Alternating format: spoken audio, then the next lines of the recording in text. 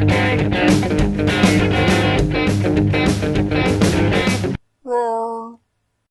toy fans, Aaron here, and today we're going to talk about the 6-inch Black Series Kylo Ren, who of course was released as part of the Force Friday for the Force Awakens.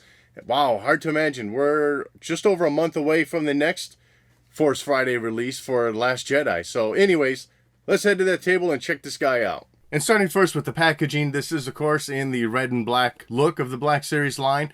And he was in that debut wave of this look. I think this line looks much better in this packaging compared to what we had in previous years. I like the larger artwork on the bottom of the box instead of that little round circle that they had in the upper right corner. But anyways, very nice looking packaging. Of course, you get a good look still at Kylo Ren. Nothing special on the side of the packaging. He's number 3 in the lineup, since that line did restart with numbering on this new look. And then on the back side, you got your number 3 in the upper right corner. A very brief description of Kylo Ren. And then on the bottom half, you got all your little legal information and various stuff saying don't swallow this. Taking a look at the figure out of the packaging, I think this is a pretty awesome looking figure.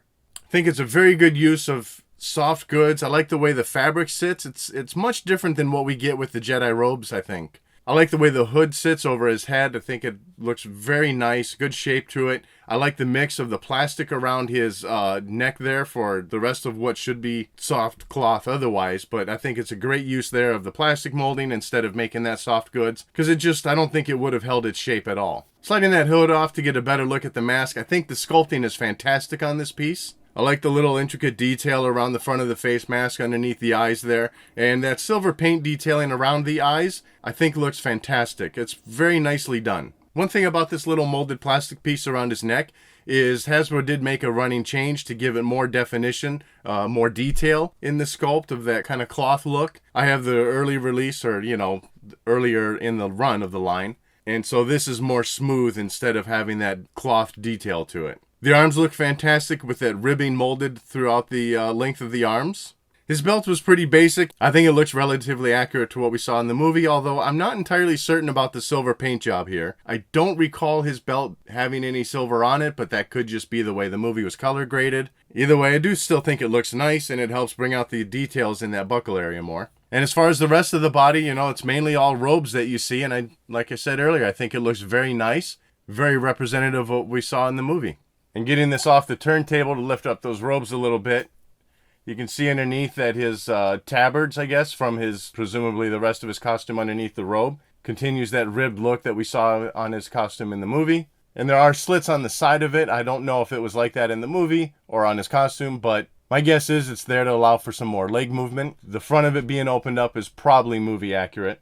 And I think the sculpting on the boots looks really good here as well. Kind of some Obi-Wan Kenobi looking boots with the straps up top. Getting into the articulation of this figure, of course you got your head that turns side to side, and not all that much movement up and down because of this neck piece getting in the way. As far as the arm movement, of course, your shoulders do come up. Mine's joints are still pretty tight, but they do have spin around as well.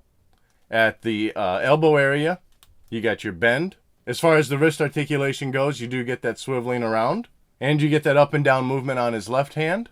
And on the right hand, the right wrist there, you get your swivel, and of course it does also go up and down. For the waist area, although you can't see it, you do get a little bit of crunching going on. As for the leg articulation, at the top of the thigh, of course, everything here is pretty much as expected. That does spin around.